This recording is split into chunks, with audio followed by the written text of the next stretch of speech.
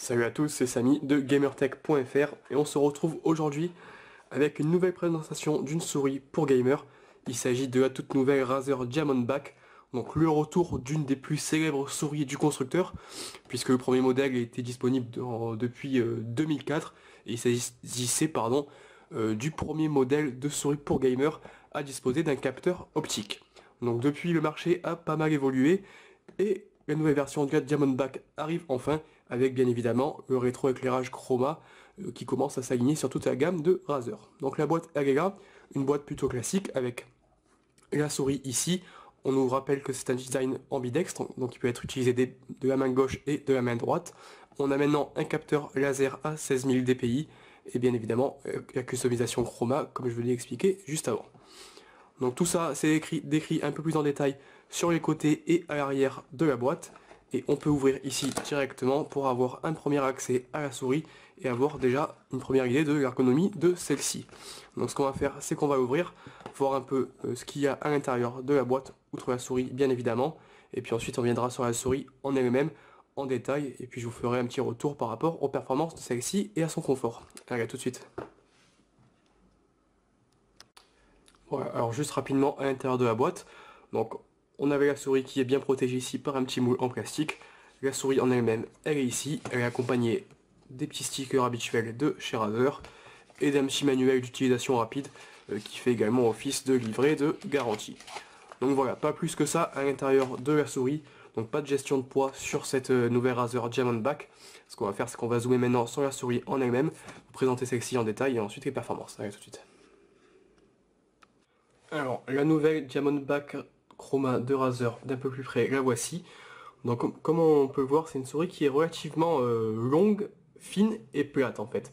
Donc, on a à peu près 12 cm de longueur pour 6,5 cm de largeur et vraiment un profil relativement bas qui va en fait faire une prise en main plutôt particulière.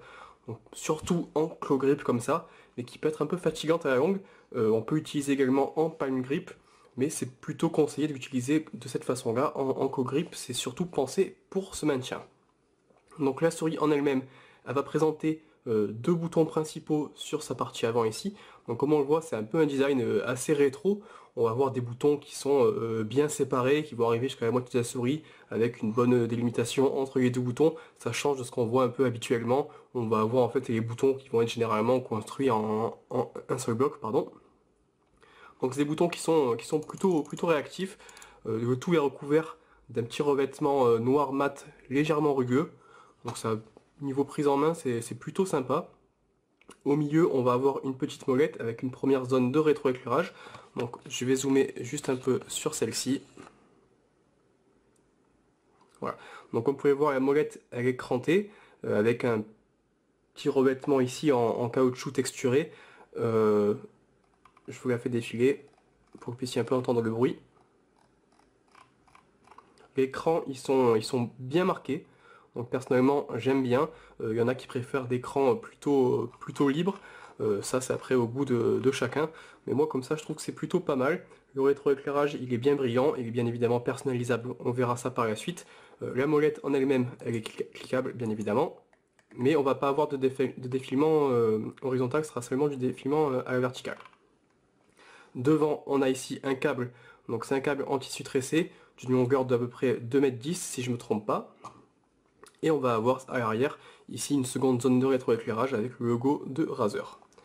Sur les côtés, donc je vous rappelle que c'est une souris qui est complètement ambidextre, donc on va avoir deux côtés qui vont être parfaitement symétriques, avec sur ici le côté gauche, on retrouve donc une ligne qui va faire un peu tout le tour de la souris, et on va retrouver de chaque côté de la souris en fait deux boutons ici qui vont être activés directement via le pouce. Donc par défaut ça va être page suivante, page précédente, mais on peut bien évidemment reconfigurer tout ça depuis le logiciel de Razer.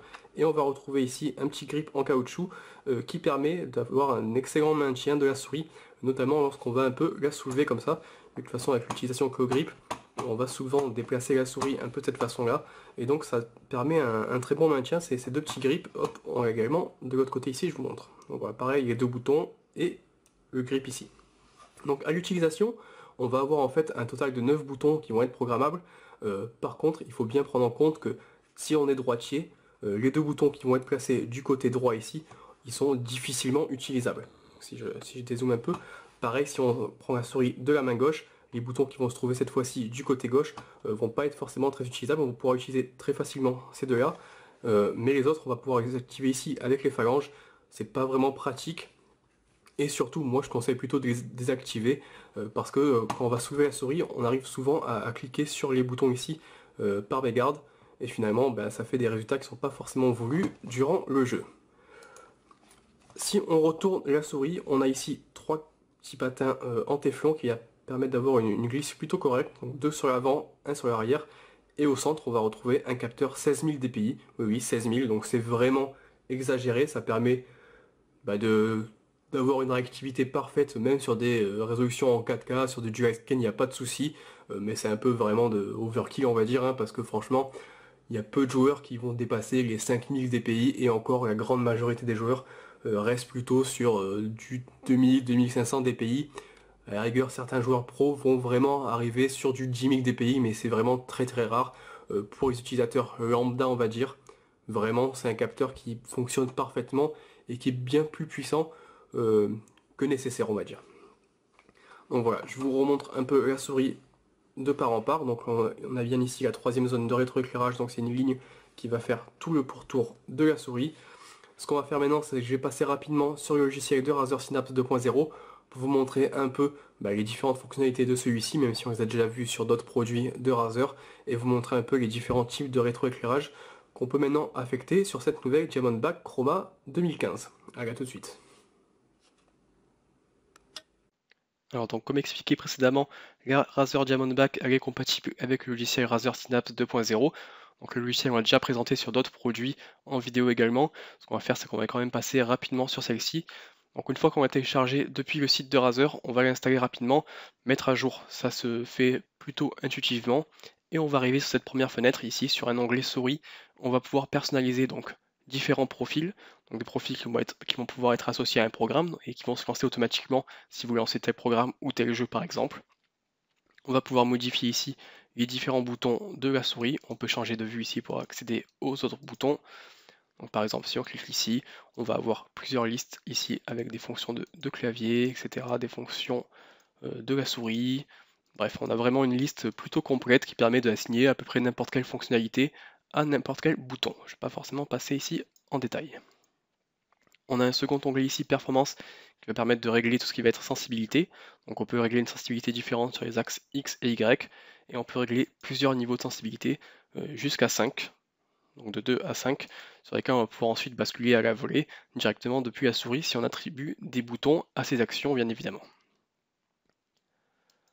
Donc ça va de 100 à 16 000, comme je l'ai expliqué précédemment. On peut également régler l'accélération et le taux de scrutation, donc de 125 à 7000 Hz.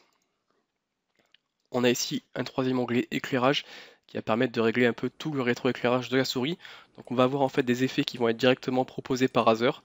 Donc ici un effet par exemple respirant qui va alterner de façon comment dire, qui va alterner en fait luminosité et non luminosité par alternance. On va avoir ici un effet réactif qui va en fait illuminer la souris seulement lorsqu'on va appuyer sur un bouton. On va avoir ici un effet cycle de couleur qui va permettre d'avoir une sorte de tout simplement de cycle de couleur comme son nom l'indique. Ça va changer de couleur automatiquement de façon régulière. On va pouvoir choisir un effet statique ou encore un effet vague de couleur. C'est un peu celui qu'on a sur le côté ici. Donc on peut à chaque fois choisir la luminosité donc de faible à brillant, et on a également ici le configurateur chroma, je vais recentrer, qui permet en fait de vraiment faire des configurations bien plus poussées en choisissant l'effet attribué à chaque zone de couleur. Donc si par exemple ici on prend la bande lumineuse, on peut lui attribuer un effet cycle de couleur ou une vague par exemple. Et on va pouvoir vraiment ici choisir le motif de la vague. Donc il y a des motifs qui sont déjà proposés, mais on va pouvoir créer son propre motif, choisir son sens, la vitesse, etc., etc. Il y a vraiment de quoi s'amuser et de faire un rétroéclairage qui correspond vraiment à ses goûts. Ensuite, alors là on va pas forcément appliquer. On a ici un onglet calibrage qui va permettre de calibrer la souris, le capteur de la souris en fonction de votre tapis, donc soit directement un tapis Razer, soit directement un autre tapis, et on aura une petite manipulation à faire pour calibrer. On va avoir un onglet macro qui va permettre de créer ses propres macros directement depuis le logiciel, et un onglet stats qui va par exemple en fait, je vais recentrer encore une fois, enregistrer un peu tous les clics de souris, les distances que vous avez parcourues, etc. Avec la souris. Donc, par exemple ici sur Counter-Strike, j'ai fait une petite partie, on a ici 185 clics qui ont été faits avec une distance de 1,55 mètres, etc., etc. Donc c'est plus du gadget qu'autre chose, mais bon, c'est toujours bon à prendre, et on va pas s'en plaindre. Donc voilà pour la petite présentation rapide des possibilités offertes par le Razer Synapse pour cette nouvelle Razer Diamondback. Donc voilà un peu ce qu'on pouvait dire sur cette nouvelle version de la Razer Diamondback. Donc c'est disponible pour à peu près une centaine d'euros depuis le mois de novembre. Donc une souris plutôt performante avec son super capteur laser à 16000 dpi, plutôt fonctionnel également grâce au logiciel de Razer Synapse. Après, est-ce que c'est la meilleure souris actuellement sur le marché? Pas forcément à mon avis, notamment dû à son ergonomie qui est un peu spécifique. Dans tous les cas, les joueurs qui étaient vraiment adeptes des premières versions de la Diamondback seront vraiment ravis de retrouver une souris avec un design similaire mais au goût du jour technologiquement. Pour les autres, il y a peut-être des alternatives qui sont un peu plus confortables, notamment chez Razer avec la Desader Chroma qu'on a testé récemment, ou encore chez Rocat par exemple. Dans tous les cas, cette Diamondback, c'est vraiment un bon produit comme souvent chez Razer. Si vous pensez que ça peut correspondre à vos besoins, notamment avec cette ergonomie relativement fine et longue, n'hésitez pas, vous pouvez trouver un lien pour la commander directement en bas de la vidéo. Si vous voulez accéder au test complet, vous avez également le lien dans la description de la vidéo. Et puis si vous avez des questions, n'hésitez pas à les poster dans les commentaires. Voilà, c'était Samy pour gamertech.fr. Si vous avez aimé la vidéo, n'hésitez pas à la partager. Et puis je vous dis à très bientôt pour un nouveau test d'un clavier, d'une souris ou pourquoi pas d'un casque. Allez, à plus tard.